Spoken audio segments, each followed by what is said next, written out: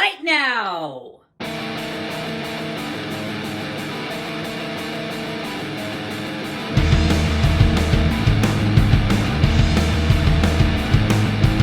Hello again, everyone. Welcome to another new album reaction / review. Today we're going to be tackling the 12th studio album from the Prince of Darkness himself, the father of metal, whatever you want to fucking call him. We're talking about Mr. Ozzy Osbourne and his new album, which is called Ordinary Man. So my relationship with Ozzy Osbourne starts a long time ago when I was just a kid back in the 80s, and I would see music videos of Ozzy Osbourne on MTV and whatnot. And then very quickly I ended up discovering Black Sabbath, and I've pretty much been an Ozzy fan ever since. I've followed everything he's done. All of his albums I've listened to or I own, and even when he was doing the Osbournes TV show, I was always there with Ozzy. I always enjoyed whatever he was doing. He's almost like a father to me, my metal father. So I feel like I'm always going to be on board with him doing something new. And so here we are, the 12th studio album, and it's been 10 years since he's released an album, which in 2010 was the album Scream, which was okay. To be fair, I think that my relationship with Ozzy started to get a little rocky around Osmosis. I like a few songs on Osmosis, but ever since then, every album that Ozzy has put out has just fallen a little bit short for me, even though I've liked aspects of them. And so here we are in 2020 with the new Ozzy Osbourne album, Ordinary Man. I just finished listening to it. Here are my thoughts. So first off, you have to acknowledge the fact that the band that Ozzy was touring with is not the band that's playing on this album. The rhythm section is held down by Mr. Duff McKagan on bass from Guns N' Roses and Chad Smith on drums, who's from the Red Hot Chili Peppers. Both very good musicians on their own. But most of the guitar work on this album is from Andrew Watt, who is also the producer of the album. And he is a producer that works with a variety of different kinds of artists, and he does solo work on his own, which is kind of boring. It's kind of blues rock kind of shit, and I'm just not the target audience. So he's on board as the guitar player, which is interesting because usually throughout the history of Ozzy Osbourne, he's always had pretty fucking good guitar players on every album. Guitar players that stand out. Obviously, that all started with Randy Rhoads. And so it's difficult to leave that behind when listening to Ordinary Man. It's difficult, even so many years later, to leave Randy Rhoads behind. And we shouldn't. We shouldn't leave him behind. He's a fucking great guitar player. So Mr. Andrew Watt has quite a lot on his plate. So anyway, let's get into track one. Track one is called Straight to Hell, and it was released on its own a few weeks ago, I think, or maybe a month ago. I don't really remember. But it's an okay song. The beginning riff is kind of underwhelming and kind of generic. But once the song kicks in, it has a really good energy to it. It's not a bad beginning to the album. And the one thing that keeps sticking with me throughout this album is the fact that the last time we heard something from Ozzy, it was a collaboration with the hip-hop artist Post Malone. So there's a part of me that's listening to this album through the eyes of young people who don't listen to metal. So if I listen to it that way, this is a pretty good beginning of the album. It gives you an idea of who Ozzy is and the kind of shit that he does. But from my point of view, from somebody who is into metal and has been listening to metal for many, many years, the song is just kind of whatever. But the worst part of this song and the majority of the album is the fucking guitar tone. It's really bad. It's not the most awful guitar tone I've ever heard in my life, but it really sounds like they plugged the guitar directly into the the recording console and this is just the distortion that was on Pro Tools and they just turned it up, it's very synthetic sounding, and I'm not into that. But we're just at the beginning of the album, so obviously I'm not going to be happy with the guitar tone on this album. Let's just go ahead and move on and focus on other things. Track 2 is called All My Life, and immediately the momentum of the album is killed. It gets very sort of mellow.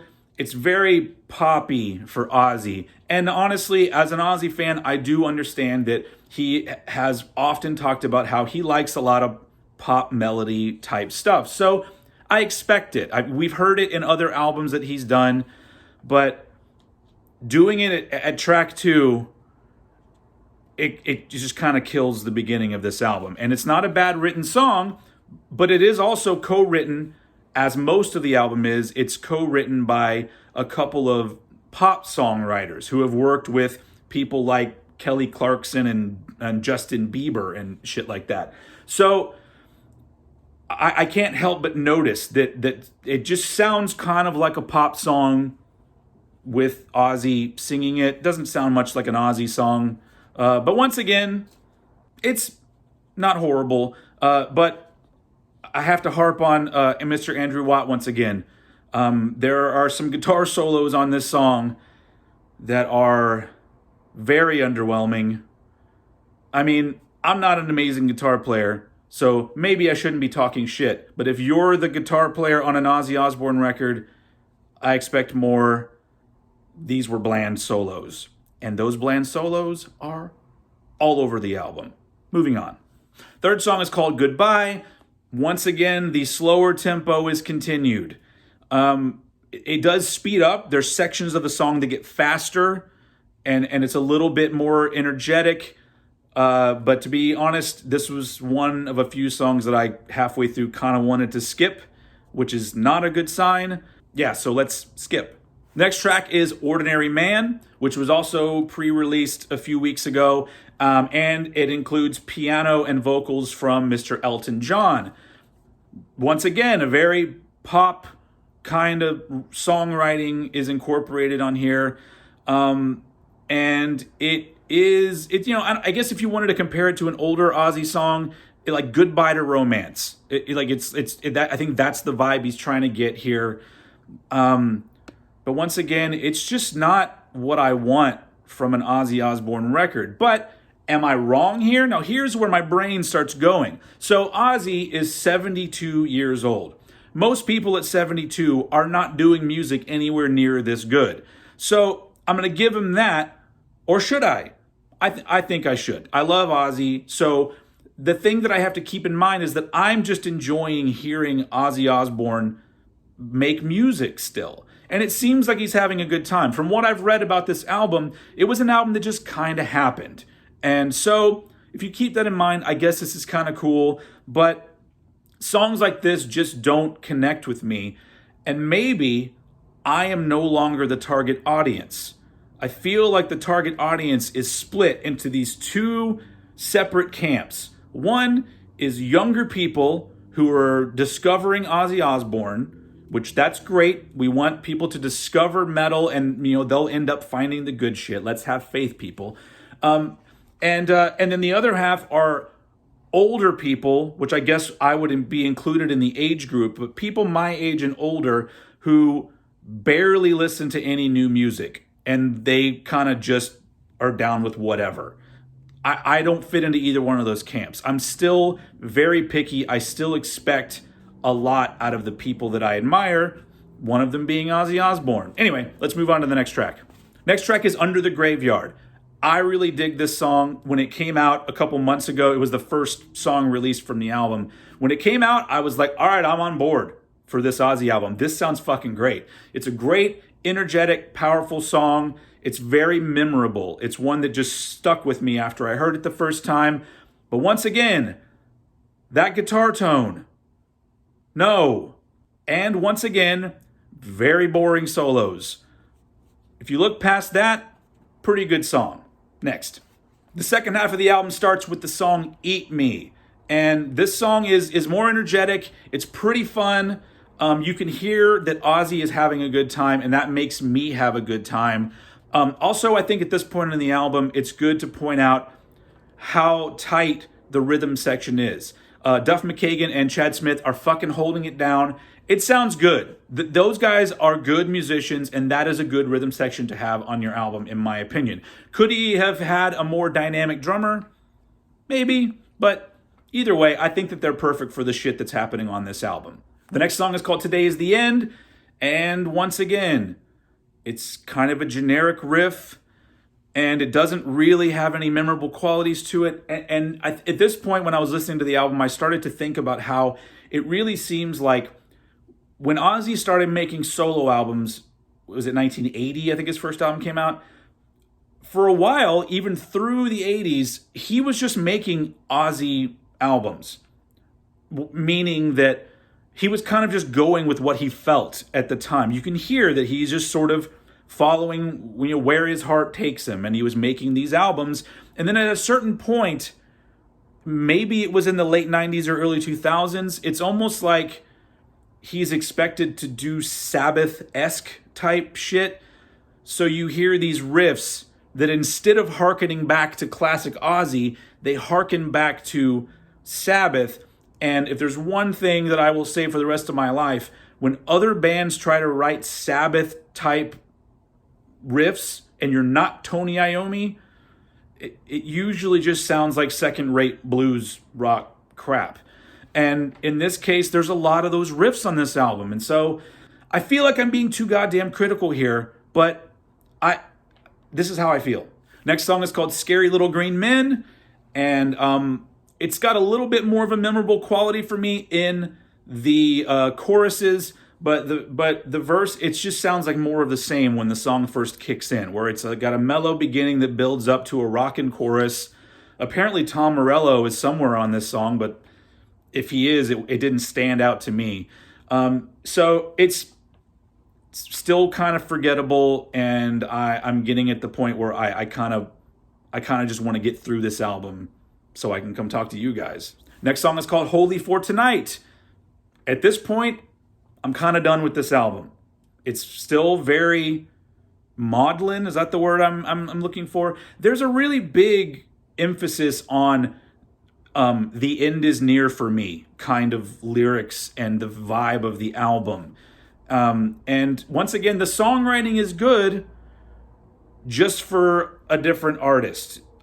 All through the album, you can hear the other songwriters. I don't know how I can hear it. I just can. And then on top of that, a thing that is in each one of these songs is that you do hear a lot of auto-tune on Ozzy's vocals. Should that be a problem for me? Probably not. Like I said, the dude's 72, and he's still trying to sort of hit these higher notes. So I don't fault him for that, but it takes me out of the song whenever I hear, like I said, about the guitar tone, synthetic sounding shit in a metal album. So yeah. So let's move on to the last song on the album, which is called It's a Raid. And this one features Mr. Post Malone on vocals along with Ozzy. It's way faster. It's the fastest song on the album. It's the most aggressive song on the album. It's not amazing, but it's fun. It is more of Ozzy sounding like he's having fun, and it makes me wish there was more like this on the album. I'm okay with having one or two sort of melodic, more poppy songs, but it's Ozzy. I wanted a little more heavy, but this is what you get. So It's a Raid is not a bad ending to the album. It's pretty great. So once again, I'm still keeping in mind, we have Post Malone on this song. People who don't listen to metal are probably coming and listening at least to this track. And so in the end, how do I feel about this album from these different viewpoints? You always hear about people's gateway albums, the album that started getting them into rock and roll or metal. I mean, if you go back to me, like I would have to point at Def Leppard and shit like that, which is not metal. So if you really look at it as an album that may be a gateway for younger people getting into rock and metal, I'm sorry, folks, but that shit's important to me. There are some older people that just don't give a fuck about the kids and their stupid music. These kids are the ones that are going to be carrying on metal and rock And I hope that they do. And if this is the kind of album that gets them through the fucking door, I am all about it. It's not an awful album. It has enjoyable moments to it. It's solid. It's a solid release from a man that's been doing shit for a really fucking long time. Now, let's switch over to the other side. Ozzy Osbourne fan for a very, very long time, a fan of metal, a fan of the classic Ozzy. I even fucking like the late 80s Ozzy shit. This album is underwhelming. If it's his last album, that kind of sucks. Mostly it will suck because we lose Ozzy Osbourne. As we all know, he's been having health issues, and I really hope that he lasts a lot longer. But even if he does he have an album better than this in him? You know what? If he had a great time making this album, that's kind of the most important thing to me as a fan of Ozzy Osbourne. Is it an album that I'm going to go listen to again and again? Probably not. I'll probably give it another shot to see if anything else kind of jumps out, and maybe the things that I don't like about it, like the guitar tone, become less annoying to me. But overall, it's just kind of whatever to me. So go out there and give it a listen, mostly because I just want everyone to go out and listen to rock and metal, and especially listening to these older classic musicians and artists that have been ushering this music throughout many, many decades. So at the end of the day, I didn't love this album, but I love hearing Ozzy Osbourne do shit. So sometimes that's all you can take home with you. Anyway, that's all I got to say about this album. I hope you guys enjoyed this review. Please put your comments down below on what you thought of this album.